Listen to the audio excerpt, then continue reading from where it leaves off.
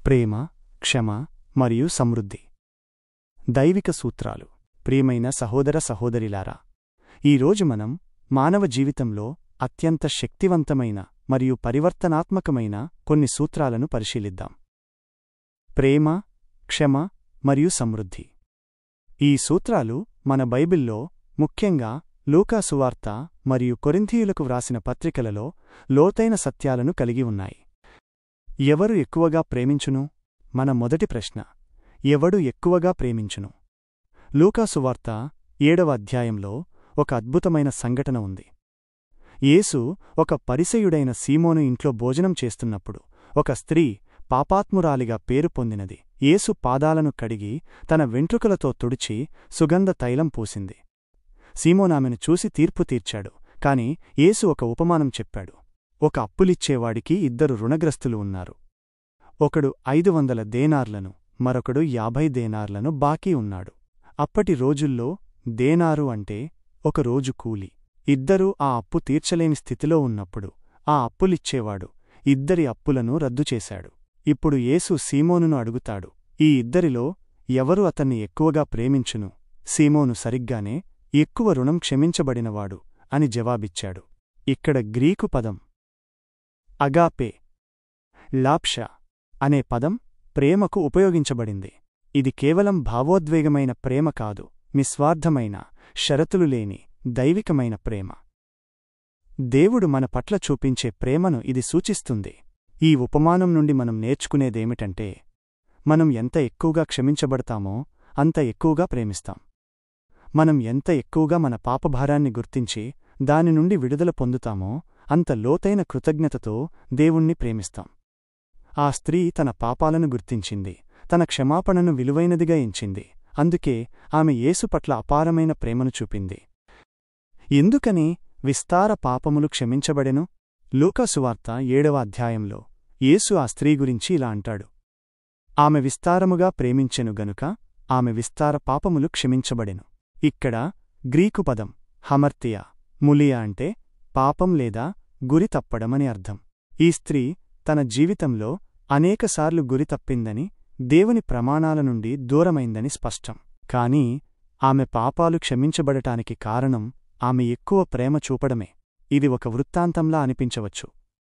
ఎక్కువ క్షమించబడితే ఎక్కువ ప్రేమిస్తారు, ఎక్కువ ప్రేమిస్తే ఎక్కువ క్షమించబడతారు. అయితే ఇక్కడ కీలకమైన విషయమేమిటంటే, ఆమె చూపిన ప్రేమ, ఆమె హృదయంలోని పశ్చాత్తాపం మరియు దేవుని పట్ల ఆమెకున్న నిజమైన భక్తికి నిదర్శనం. ఆ ప్రేమ ఆమె క్షమాపణకు ఒక షరతు కాదు, కాని క్షమాపణ యొక్క ఫలితం మరియు ఆమె హృదయస్థితికి సూచన. అప్పటి సమాజంలో పాపాత్ములుగా ముద్రపడిన వారిని బహిష్కరించేవారు. అలాంటి వ్యక్తి ఒక పరిసయ్యుడి ఇంట్లోకి ప్రవేశించి అటువంటి చర్య చూపడం అసాధారణం. ఆమెకు తన పాపాల భారం ఎంతగా ఉందో, దానికి నుండి విడుదల ఎంత అవసరమో ఆమెకు తెలుసు. ఆ భారం నుండి విడుదల పొందినప్పుడు ఆమె హృదయం కృతజ్ఞతతో నిండిపోయింది. ఆ కృతజ్ఞతే అపారమైన ప్రేమగా వ్యక్తమైంది. ఎందుకు సమృద్ధిగా పంట కోయును? ఇప్పుడు మనం కొరింథీయులకు వ్రాసిన 2వ పత్రిక 9వ అధ్యాయానికి వద్దాం. ఇక్కడ పౌలిచ్చే స్వభావం గురించి మాట్లాడుతున్నాడు.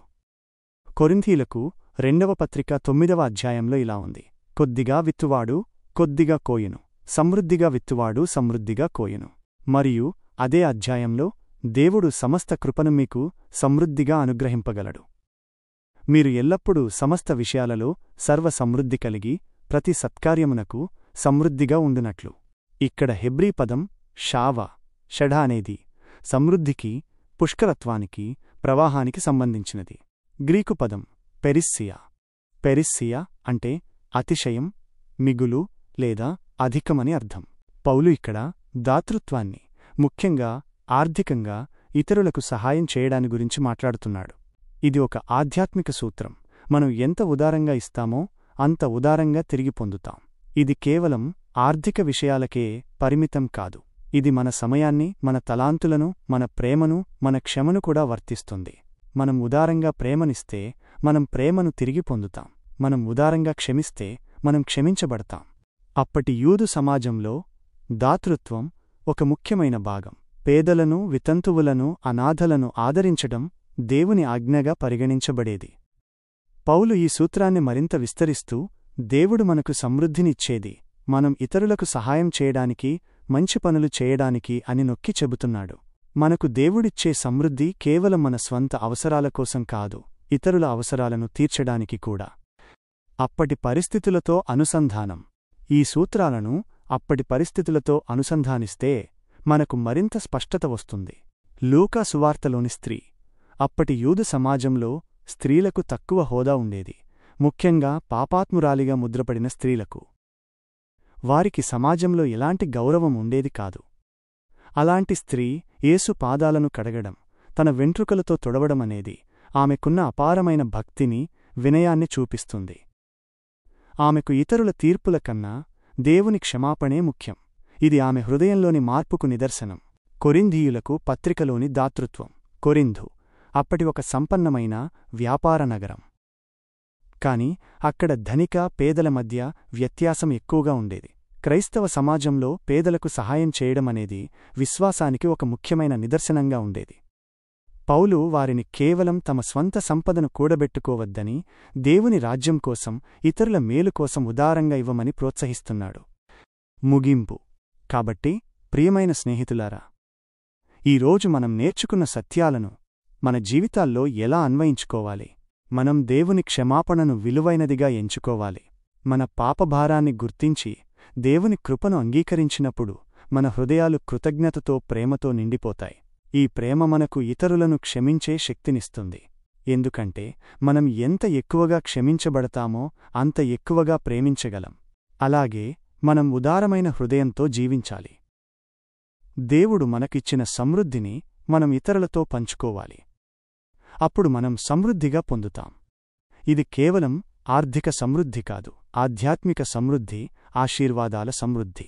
మనం విత్తిన దానిని బట్టే కోస్తాం అనే సూత్రాన్ని ఎల్లప్పుడూ గుర్తుంచుకోవాలి. చివరగా, మన జీవితాల్లో ప్రేమ, క్షమ, దాతృత్వమనే దైవిక సూత్రాలను అన్వయించుకుంటూ దేవుని మహిమ కోసం జీవిద్దాం. అప్పుడు మన జీవితాలు ఆయన సమృద్ధియైన ఆశీర్వాదాలతో నిండిపోతాయి. ఆమెన్.